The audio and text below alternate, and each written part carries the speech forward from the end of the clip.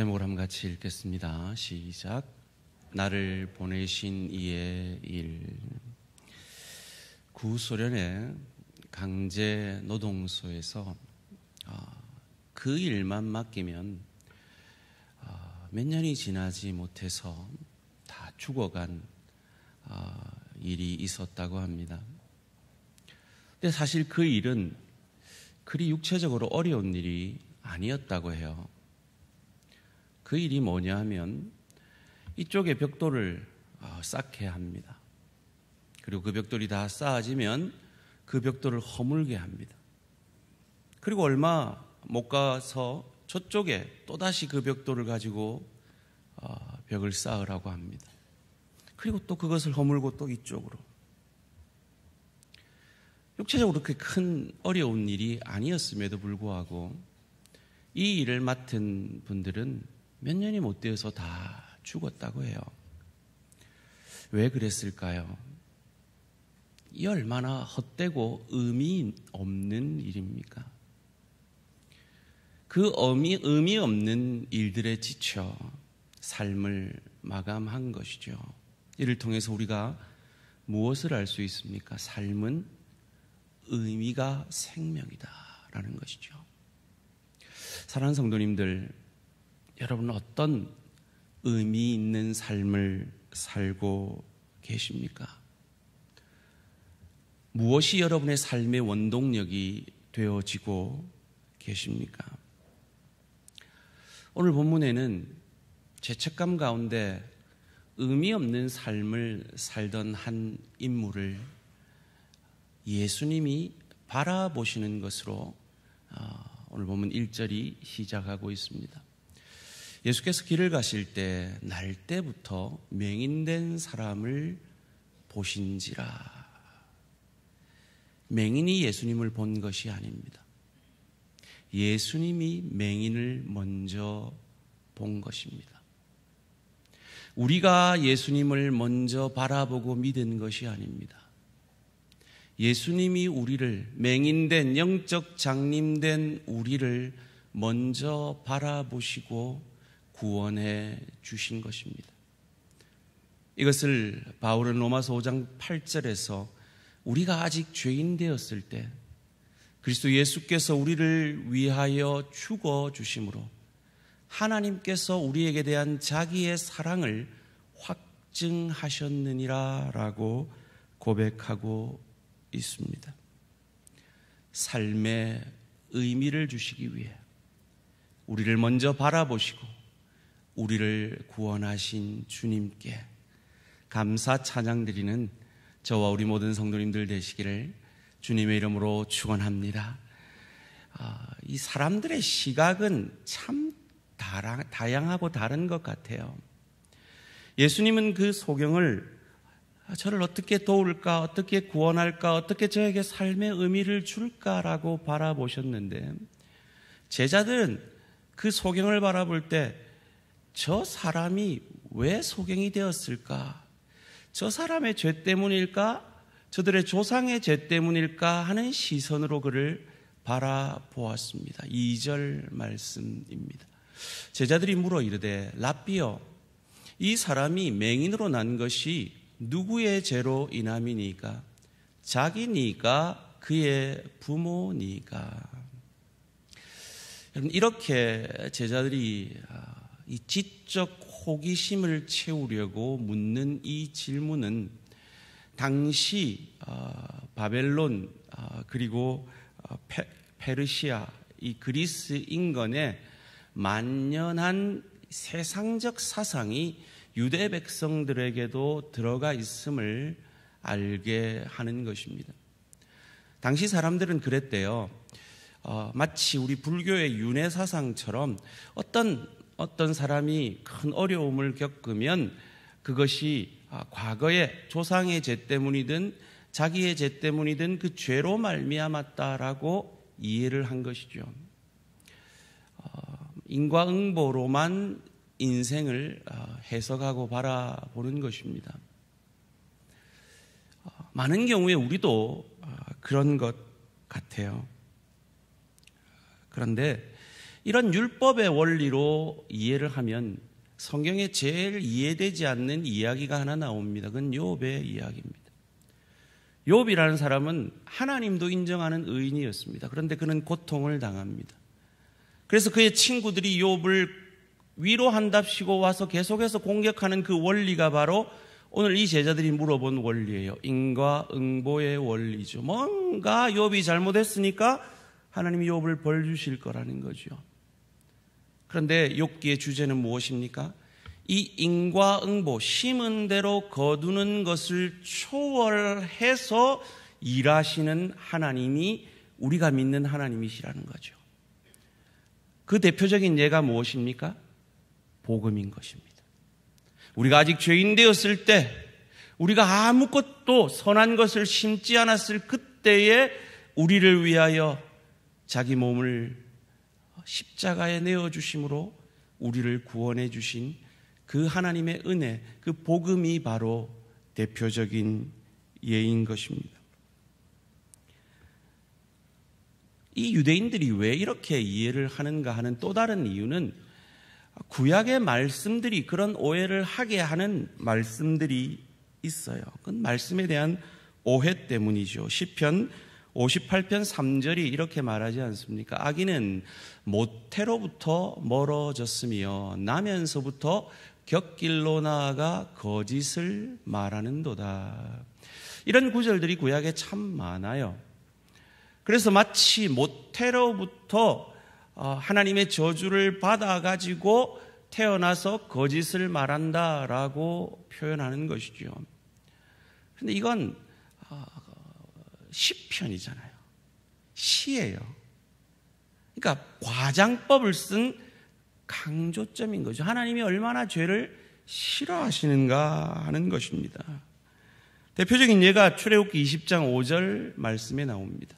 그것들에게 절하지 말며 그것들을 섬기지 말라. 나 내 하나님 여호와는 질투하는 하나님인즉 나를 미워하는 자의 죄를 갚되 아버지로부터 아들에게로 3, 4대까지 이르게 하거니와. 여러분, 만약 이것이 문자 그대로 이루어진다면 얼마나 불공정합니까? 제가 죄를 지으면 증손자가 그 죄 때문에 정죄를 받는다라면 얼마나 불공정합니까?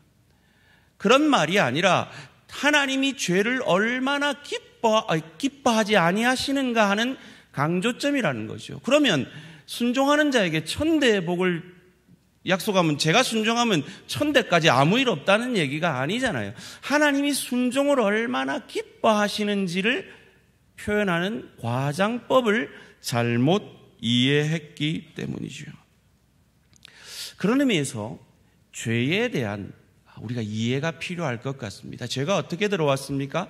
선악과를 따먹어서 들어왔죠. 하나님의 다스리심을 거부했기 때문에 들어왔죠. 그 결과가 무엇이었습니까? 창세기 3장 17절 말씀 함께 읽습니다. 시작. 아담에게 이르시되 내가 내 아내의 말을 듣고 내가 내게 먹지 말라 한 나무의 열매를 먹었은즉 땅은 너로 말미암아 저주를 받고 너는 내 평생에 수고하여야 그 소산을 먹으리라. 이 죄에 대한 정리가 좀 필요할 것 같습니다. 죄로 말미암아 이 땅에 저주가 들어온 것은 사실입니다. 최근에 제가 농사를 하는 선배가 있어서 들은 얘기인데요. 과거에 한 5만 원 하던 이 사과 한 상자가 요즘 공판장에서 나가는 가격이 15만 원이래요. 금과가 되었습니다. 그게 이제 그 이슬이 맺힐 때, 그 새싹이 맺힐 때 이슬이 내려가지고 이렇게 어려움을 겪었다 그래요. 어떨 때는 태풍이 와서 그 사과 농사를 망치는 경우도 있지 않습니까? 그런데요, 우리가 사과 농사를 마친 농부들에게 너 옛날에 뭔 죄를 지었고 올해 뭘 하나님 앞에 잘못했기 때문에 이렇게 사과 농사를 망쳤어 라고 하면 안 된다는 것입니다. 하나님이 이 땅에 저주와 같은 어떤 죄의 결실이 맺혀지는 것이 죄 때문에 온 것은 사실입니다. 그런데 그 사람의 죄 때문에 그가 그 해에 농사를 마치는 것은 아닐 수 있다는 겁니다. 제가 아닐 수 있다라고 하는 건 그런 경우도 있기 때문이죠. 대표적인 예가 무엇입니까? 38년 된 중풍병자는 자기 죄 때문에 그렇게 된 것입니다. 그러나 그건 일반적인 것이 아니에요. 일반적으로는 어떤 사람이 어려움을 겪는 것은 이 땅에 죄로 말미암아 하나님의 심판이 저주가 들어왔는데 그 저주를 그 사람이 받는 이유는 그 사람의 죄 때문이 아니라 우리의 죄, 인류의 죄 때문이라는 것입니다. 인간에게 가장 큰 어려움, 저주 중에 하나는 육신의 장애입니다. 장애 아이를 가진 장애우들의 부모들이 많은 경우에 심한 죄책감을 겪고 있다 그래요. 내 죄 때문에 내 자녀가 이렇게 장애를 가지고 태어났다라고 생각하는 경우가 많다고 합니다. 아닙니다. 이 진리를 알면 자유함을 얻게 될 것입니다. 정리를 해드립니다. 장애는요, 그 사람의 죄로 인한 것이 아니라 우리의 죄, 인간의 죄로 인하여 인간에게 들어온 것입니다. 이거 다시 한번 읽겠습니다. 같이 시작. 사람의 죄로 인한 것이 아니라 우리의 죄로 인한 것, 인간의 죄로 인한 것. 다른 말로 하면 죄로 인하여서 내가 겪어야 할 그 저주, 저 장애를 타인이 겪고 있는 겁니다. 그러기에 그 장애우에 대한 우리의 태도는 내가 겪어야 될 고통을 저분이 겪으니까 그 저분의 고통과 아픔을 함께 공감하며 도우며 함께 아파하는 것이 성경적인 원리인 것입니다. 제가 이 설교 준비를 하면 여러 책들과 설교들을 참조를 하는데요. 그 중에 어떤 목사님의 설교 가운데 하나 예를 드시는데 제가 충격적인 예를 들었습니다. 최근에 어떤 한 아파트에 장애인 주차구역에 어떤 분이 이런 편지를 벽에 붙였다고 해요.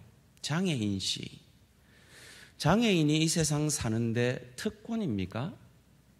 우리 아파트는 아시다시피 주차장이 협소하여 부득이 장애인 칸에 주차하면 차량 앞유리에 전화번호가 있으니 연락해서 이동 주차해 달라면 되지, 같은 아파트에 살면서 구청에 장애인 칸 주차 신고하여 과태료 부과시킵니까? 장애인은 특권이 아니라 일반인이 배려하는 겁니다. 장애인 씨, 건강하고 오래오래 사세요. 당신도 진짜 장애인인지 지켜보겠습니다. 장애인 주차구역에 경고장 붙인 자기 이름을 써서 이렇게 벽보판에 붙여놨대요. 여러분, 이 글을 읽으면서 분노가 일어나셔야 됩니다. 저분은 지금 내가 겪어야 할 저주를 내 이웃이 나 대신 겪고 있다라는 이 성경적인 가치관을 가지지 못했기 때문에 그 부가료, 자기가 잘못했으니까 그 부가료 내야죠. 그걸 가지고 이 장애인을 공격하고 있는 것입니다. 사랑하는 성도님들, 우리가 건강한 건 참 축복입니다. 제가 한 3주간 계속 아파 보니까요, 건강했을 때가 얼마나 큰 은혜인지 알겠어요. 건강하시기를 주님의 이름으로 축원합니다. 우리가 건강한 건요, 건강하지 못한 내 지체의 아픔을 함께하며 그 지체의 어려움을 함께하고 돕기 위해서입니다. 그것이 은사의 원리입니다. 여러분이 누구보다 뭔가 잘난 것이 있습니까? 뭔가 더 가진 것이 있습니까? 그것을 통해 여러분을 증명하고 여러분을 자랑하라는 게 아닙니다. 그것이 없는 사람을 도우라는 것이죠. 복의 통로, 은혜의 통로가 되라는 것입니다. 내 은사와 내가 가진 건강과 물질과 직분과 다른 사람들이 가지지 못한 그 무엇을 가지고 예수님처럼 복의 통로, 은혜의 통로가 되시는 저와 우리 모든 성도님들 되시기를 주님의 이름으로 축원합니다. 이 제자들의 물음에 대해서 예수님이 뭐라고 답변하셨습니까? 3절 말씀입니다. 예수께서 대답하시되 이 사람이나 그 부모의 죄로 인한 것이 아니라 그에게서 하나님이 하시는 일을 나타내고자 하심이라. 여러분, 이건 당시 사람들이 들으면 아주 충격적인 예수님의 말씀입니다. 특별히 이 구절만큼 오해되는 구절이 없는 것 같아요. 어떻게 오해하고 있습니까? 예수님이 우리의 연약을, 하나님이 일하시려고 우리에게 연약을 주시고 우리에게 아픔을 주시는구나, 이렇게 오해할 수도 있어요. 저 사람을 이용해서 하나님이 뭔가 일을 하려고 하는구나, 이렇게 오해할 수 있는 구절인데요. 그래서 제가 원문을 한글로 번역을 해봤어요. 이 원문은 이렇게 번역이 되어질 수가 있습니다. 하나님이 그를 위해 일으키시는 기적을 보게 될 거야. 하나님이 하시는 일을 나타내고자 하심이라는 이 표현은 원문으로 가깝게 번역하면 하나님이 그를 위해 일으키시는 기적을 보게 될 거야 라는 말씀입니다. 유진 피터슨이라는 분이 성경 전체를 이해하기 쉽게 번역한 더 메시지라는 성경이 있는데요. 그 성경에는 하나님이 무엇을 하시는지 바라보도록 해라 라고 이 구절을 번역하고 있습니다. 하나님은 어떤 기적을 베푸셨습니까? 그 죄책감 가운데 삶의 의미를 잃어가는 그 맹인에게 삶의 소망을 주시고 그의 눈을 띄워 주심으로 말미암아 그를 영적으로 살아나게 하는 기적을 베풀어 주신 것입니다. 여러분, 보통 우리는 이 구절을 통해서 하나님, 소경도 눈뜨게 했잖아요. 하나님 제 병 좀 고쳐주세요 라고 기도하곤 합니다. 합당한 기도입니다. 저도 이 기침이 3주간 안 멈춰가지고요, 얼마나 가슴에 손을 얹고 기도를 많이 하는지 몰라요. 그렇죠. 우리는 하나님 앞에 그런 기도를 해야 합니다. 그런데 하나님께서 그 기도를 들어주셔서 치유해 주시기도 하지만 예수님 보세요. 예수님 이 시대에 할 수만 있으면 모든 병자를 고칠 수 있었어요. 그래서 예수 종합병원을 차리신 게 아닙니다. 모든 병자를 고치신 게 아니에요. 그럼 이 병자를 왜 고쳐셨습니까? 이 장님을 눈을 뜨게 함으로 영적으로 장님인 이 이스라엘 백성들과 저와 여러분들의 눈을 하나님께서 띄워주시는 그 은혜를 베푸시는 영적 메시아인 것을 우리로 알게 하시기 위함인 구속 사역이라는 것입니다. 4절 말씀 함께 읽겠습니다. 시작. 때가 아직 낮음에 나를 보내신 이의 일을 우리가 하여야 하리라. 밤이 오리니 그때는 아무도 일할 수 없느니라. 자, 핵심입니다. 나를 보내신 이의 일을 우리가 하여야 하리라. 나의 보내신 일은 무엇입니까? 예수님께서는 십자가 지시고 부활하심으로 이 구속의 일을 완성하시는 것입니다. 그런데 재밌는 것은 이 구절이 어려운 이유는 나를 보내신 이의 일을 우리가 하여야 하리라, 이 구절이 쉽지 않은 구절입니다. 분명히 예수님은 나로 시작하셨습니다. 그래서 나를 보내신 일, 이 십자가와 부활로 말미암은 인류의 구원을 완성하시는 이 하나님의 일을 예수님이 이루셔야 하는 것은 우리가 이해가 됩니다. 그런데 이어지는 본문이 우리가 하여야 하리랍니다. 그래서 제가 많은 주석을 찾아봤어요.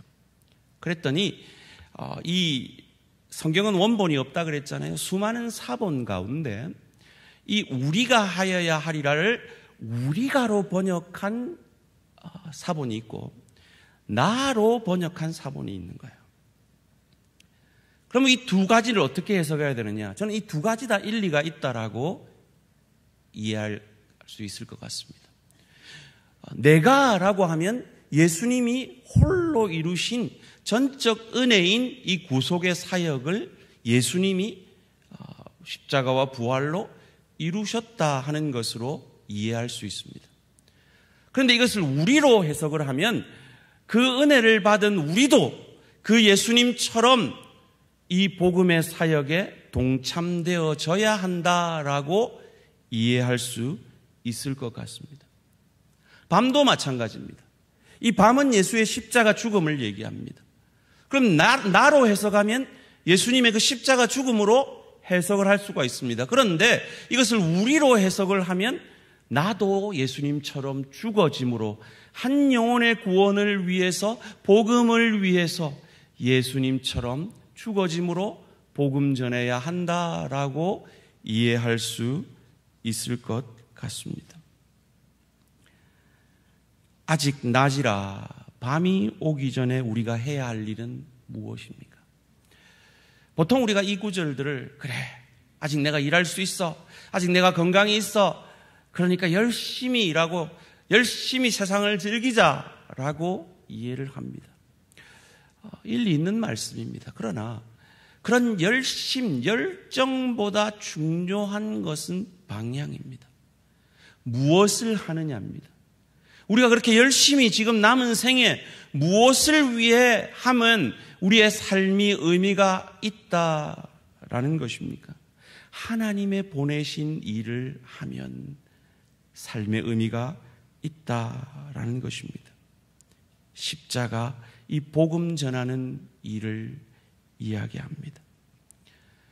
그렇다면 나의 보내신 이의 일은 십자가 구속으로 말미암아 한 영혼이 살아나고 그뿐만 아니라 한 영혼이 예수님의 온전하신 다스림을 받는, 그래서 참 삶의 의미가 가치가 있는 그 인생을 살게 되어지는 것으로 변화되어지는 이 복음의 사역을 이야기하는 것입니다.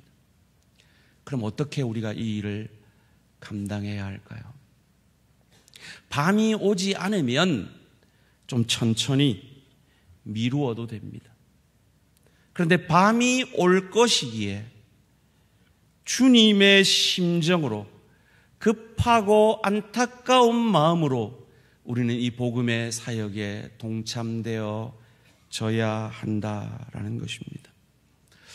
신학자들이 오늘 이 본문의 사건을 언제 일어난 것으로 보는가 살펴봤더니요, 두 번째 유월절과 공생의 두 번째 유월절과 세 번째 유월절 사이에 일어난 거예요. 무슨 말입니까? 몇 개월 뒤면 예수님은 이제 십자가 지고 죽으시는 거예요.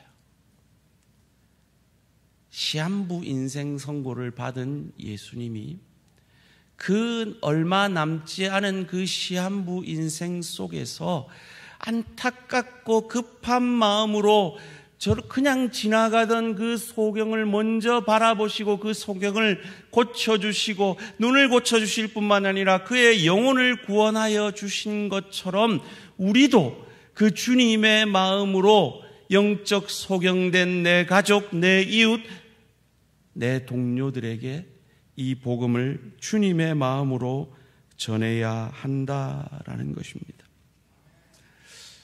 사랑하는 성도님들, 여러분 몇 살까지 사실 계획이십니까? 한번 속으로 한번 답해 보십시오. 나는 몇 살까지 살 거야. 답하셨습니까? 그럼 거기다가 여러분 나이를 한번 빼보십시오. 그럼 이제 몇 년 남으셨습니까? 그건 여러분들의 계획이죠. 근데 하나님의 계획은 몰라요. 여러분 기억하십니까? 이 가을 새생명 축제에 작년에 우리와 함께했던 지체들이, 함께하지 못하는 지체들이 있다라는 것입니다. 그러기에 예수님이 그 소경을 먼저 바라보시고 눈을 띄워주신 것처럼 우리도 우리가 먼저 영적으로 눈을 뜨고 삶의 의미를 깨달았으니 그 삶의 의미대로 내 주변의 영적 장님들에게 우리가 하여야 하리라 말씀하시는 그 예수님의 말씀에 순종함으로 복음 전하는 저와 우리 모든 성도님들 되시기를 주님의 이름으로 축원합니다. 5절 말씀 함께 읽겠습니다. 시작. 내가 세상에 있는 동안에는 세상의 빛이로라. 예수님이 세상에 얼마나 계셨습니까? 33년 사셨죠. 그 중에 공생애는 3년 사셨습니다. 그 짧은 세월 동안 예수님은 세상의 빛이 되셔서 저와 여러분을 구원해 주셨습니다. 그런데 이 일은 3년 안에 이루어진 일이 아닙니다.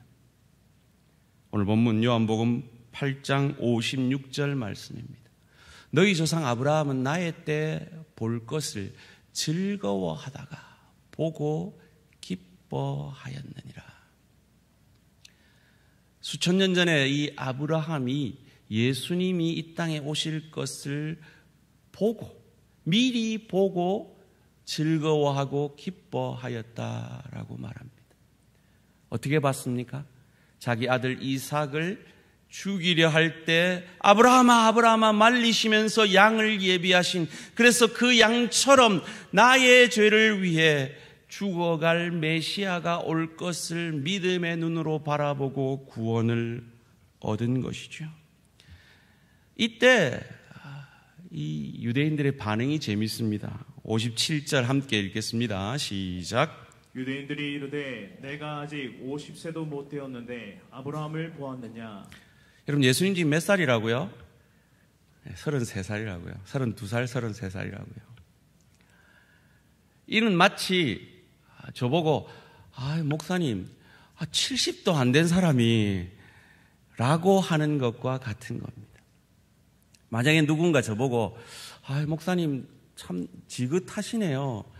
아직 70은 안 돼 보이십니다 하면 제가 상처 받을까요? 안 받을까요? 저는 상처를 안 받습니다. 저는 늙어 보인다는 말을 아주 좋아하는 목사입니다. 왜냐하면 제가 27에 목회를 시작해가지고요, 제일 많이 들었던 게 어린 종, 젊은 종 이거였거든요. 그래서 늙어 보인다는 말을 그렇게 칭찬으로 들려요. 그뿐만 아니라 예수님이 이 말에 상처를 안 받으시는 이유가 있습니다. 그건 예수님이 죄가 없기 때문입니다. 그래서 죄로 말미암아 그 마음에 내려진 쓴뿌리가 없기 때문입니다.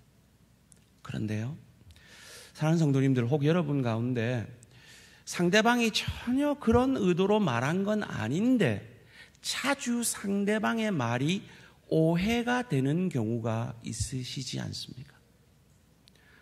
상대방이 그런 의도로 안 한 걸 충분히 알고 선한 의도로 인사말로 한 줄 아는데도 불구하고 그 말이 내게 아픔이 되어지는 그런 경우가 혹 있지 않습니까?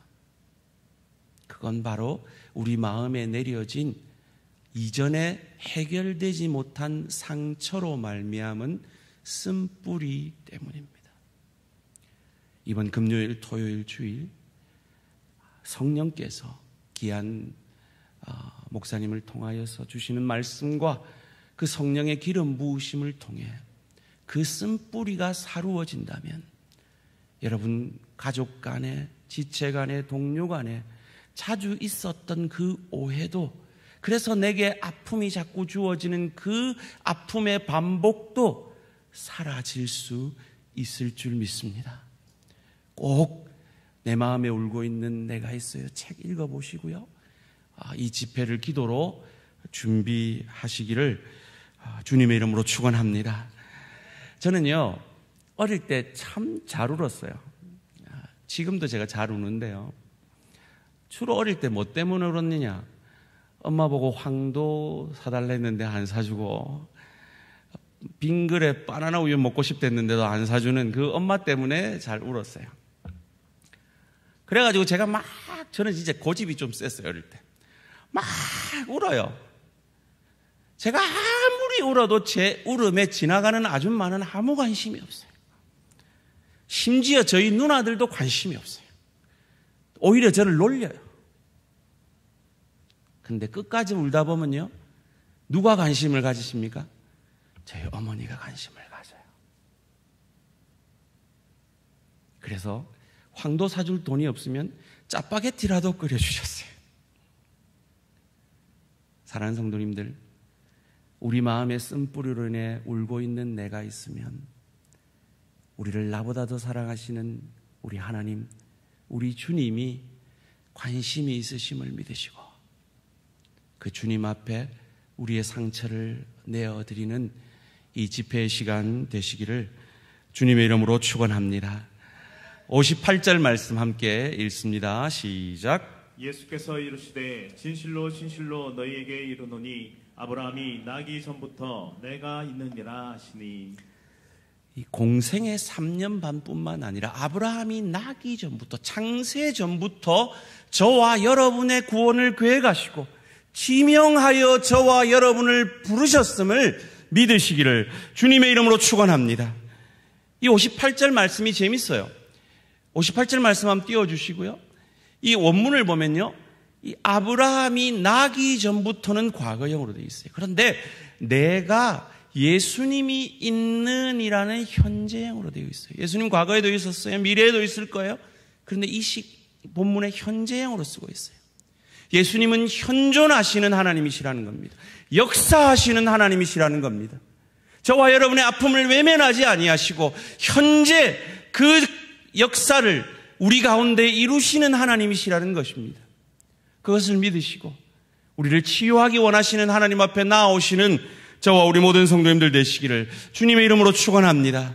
에베소서 1장 4절은 말합니다. 곧 창세전에 그리스도 안에서 우리를 택하사 우리로 사랑 안에서 그 앞에 거룩하고 흠이 없게 하시려고. 창세전에 우리를 택하시고 지명하여 부르신 그 하나님이 우리를 향한 구원을 포기하실까요? 우리 안에 시작하신 이 신분적 구원을 통해서 반드시 수준적 구원을 이루실 것을 믿고 방황하지 마시고 시간 낭비하지 마시고 방탕하지 마시고 이 하나님의 열심 안에 붙들린 바 되어서 그리스도 예수의 형상까지 자라가는 저와 우리 모든 성도님들 되시기를 주님의 이름으로 축원합니다. 이어지는 59절이 이렇게 말합니다. 그들이 돌을 들어 치려 하거늘 예수께서 숨어 성전에서 나가시니라. 여러분, 이쯤 되면 우리는 어떻게 할까요? 누가 복음 전하는데 돌 들어 치려고 하면 우리는 어떻게 할까요? 에이씨, 내 다시는 화요전도에 안 가. 이 토요 붕어빵 전도 안 가. 이러지 않겠어요? 그런데 예수님은 포기하지 아니하시고 이어지는 길가에서 소경을 바라보셨습니다.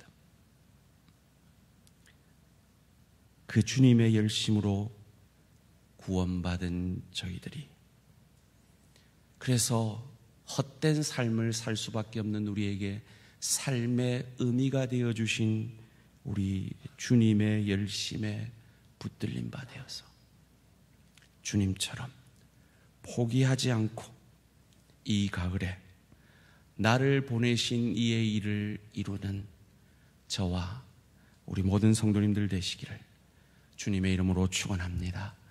1절 말씀 다시 한번 함께 읽겠습니다. 시작. 예수께서 길을 가실 때에 날 때부터 맹인된 사람을 보시지라. 예수님이 나를 먼저 봐주셨기에 우리는 영적으로 눈을 떴습니다. 우리도 예수님처럼 눈을 들어 보아야겠습니다. 내 주변의 영적 소경을 주님의 마음으로 바라봐야 할 것 같습니다. 여러분 주변에 누가 보이십니까? 주님의 마음으로 누군가가 나를 바라봐 주었기에 오늘 내가 이 자리까지 하나님의 자녀로 인도함을 받았다면 나도 주님의 마음으로 누군가를 바라볼 수 있어야 하겠습니다. 아이고 목사님, 나는 앞만 생각하고 앞만 봐도 안 보여요 하시는 분들이 계십니까? 기도해 보시기 바랍니다. 그래도 안 보이시면 화요전도에 이번 주부터 시작하니까 나와 보시기 바랍니다. 토요 붕어빵 전도대 나와 보시기 바랍니다. 특별히 이번 가을에는 동화책 읽어주는 전도 행사도 가지려고 합니다. 여러분 불신 친구들을 동화책 읽으러 가자, 우리 마음 치유함 받으러 가자 하고 초청해 보십시오. 그래서 그 모임 가운데 복음이 나누어질 수 있도록 초청해 보시기 바랍니다. 저는 말씀을 준비하면서 제가 중고등부 시절에 참 즐겨 불렀던 참소경이라는 찬양이 생각이 났습니다. 지체장애자인 송명희 씨가 쓴 글인데요. 참소경이 누구인가? 세상을 못 보는 사람인가? 아니라 주님을 못 보는 사람 아닌가? 당신은 소경이 아닌가? 혹 이 자리에 아직도 예수님을 나의 구주 나의 하나님으로 보지 못하고 믿지 못하셔서 아직 영적 눈이 띄어지지 않은 분들 계십니까? 이 시간에 여러분 마음 문을 열고 예수님을 나의 구주 나의 하나님으로 영접하심으로 여러분의 영적 눈이 띄어져 여러분의 인생의 삶의 의미가 되신 주님을 주인으로 모셔드리시기를 주님의 이름으로 축원합니다. 그로 말미암아 하나님의 자녀가 되고 천국 백성이 되고 참으로 가치 있고 의미 있는 삶을 사시게 될 것입니다. 여러분 혹 영접하셨습니까? 눈이 띄어지셨습니까? 그렇다면 예수님의 마음으로 예수님이 이 소경을 바라봐 준 것처럼 누군가가 나를 영적 소경인 나를 바라봄으로 전도하였고 이 자리에 인도해 준 것처럼 영적 소경인 내 주변의 누군가에게 예수님처럼 그를 바라보시고 그를 이 복음의 자리로 새생명 축제로 인도하시는 저와 우리 모든 성도님들 되시기를 주님의 이름으로 축원합니다. 그것이 나를 보내신 이의 일을 하신 주님이 우리를 향하여 하신 일이며 우리도 하여야 하리라 우리에게 당부하시는 주님의 일입니다. 이 가을에 이 주님의 일에 동참되지 못하는 분이 한 사람도 없으시기를 주님의 이름으로 축원합니다.